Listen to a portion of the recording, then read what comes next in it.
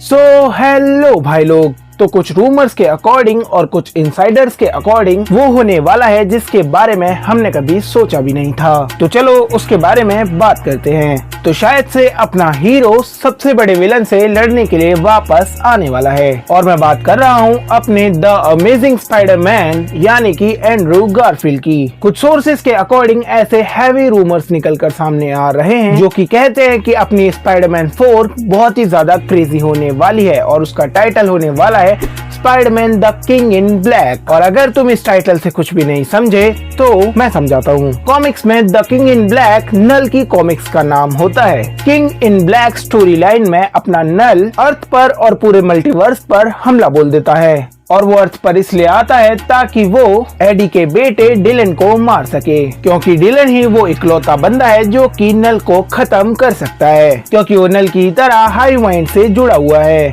और जब king in black story line में नल पृथ्वी पर हमला करता है तब नल को कोई भी हरा नहीं पाता, मतलब कि सेंट्री, फैंटास्टिक फोर, अवेंजर्स कोई भी नहीं। यहाँ तक कि अपने वेनम को भी नल को हराने के लिए इस कॉमिक्स में द गॉड ऑफ लाइट यानी कि कैप्टन यूनिवर्स से मदद लेनी पड़ी थी, उनकी पावर्स लेनी पड़ी थी, तब जाकर के उसने नल को हराया था अपनी रोशनी की पावर्स की मदद से। और इस कॉमिक में अपना किंग इन ब्लैक यानी कि नल इतना ज्यादा पावरफुल होता है कि वो सेलेस्टियल्स को पहले हराता है और उसके बाद उन पर अपना सिम्बियोट चढ़ा देता है और उन्हें भी अपने काबू में कर लेता है। तो आई होप कि तुम अब तक समझ गए होगे कि नल कितना ज्यादा पावरफुल और खूंखार है। अब अगर इन्हीं रूमर्स की हम माने तो स्पाइडरमैन 4 एक मल्टीवर्सल मूवी होगी और वो वॉइड में टेक प्लेस करेगी, जहां पर हमारा द अमेजिंग स्पाइडरमैन यानी कि एंड्रू गारफील्ड का स्पाइडरमैन हराएगा अपने नल को और अपना टॉम हॉलैंड का स्पाइडरमैन और टोबी मैगवायर का स्पाइडरमैन उसकी मदद करेंगे।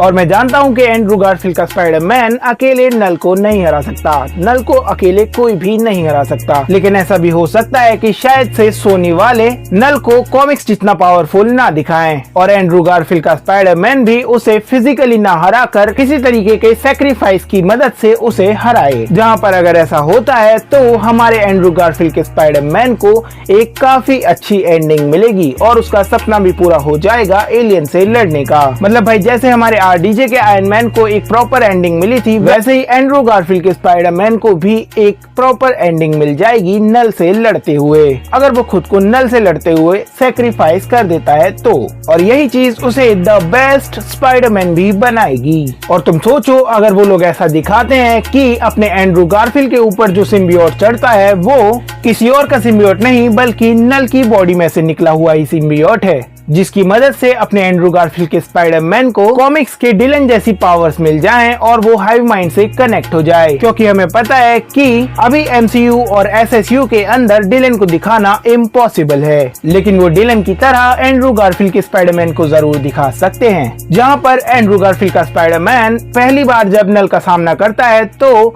वो हार जाता है और उसके ऊपर नल का एक छोटा सा सिम्बियोट का टुकड़ा चढ़ जाता है, जिसकी मदद से वो नल की ही तरह बाकी सारे सिम्बियोट से कनेक्ट कर सकता है। और तुम सोच के देखो कि क्या हो अगर एंड्रू के सिम्बियोट सूट का स्पाइडर व्हाइट ना होकर रेड हो, यानी कि उसका सिम्बियोट सूट बिल्कुल नल की तरह दिखाई दे। मैं सीरियसली बता रहा हूँ, as a amazing Spiderman fan मुझे तो मजा ही आ जाएगा। मतलब मुझे तो कुछ भी नहीं चाहिए फिर सोनी वालों से, बस वो लोग ये वाला रूमर सच कर दे और स्पाइडरमैन किंग इन ब्लैक में हमारे एंड्रू गारफील्ड को लड़ता हुआ दिखा दें किंग इन ब्लैक नल से, और एंड्रू गारफील्ड से एक टोनी स्टार्क जैसा सैक्रिफाइस भी करा दें, क्योंकि आई नो कि एंड्रू का स्पाइडरमैन उन लोगों से संभाला नहीं जा रहा, तो कम से कम वो उसे एक प्रॉपर एंडिंग तो दे ही सकते हैं अधूरी कहानी के साथ, क्योंकि स्टार्टिंग चाहे कैसी भी हो लेकिन एंड हमेशा अच्छा ही होना चाहिए।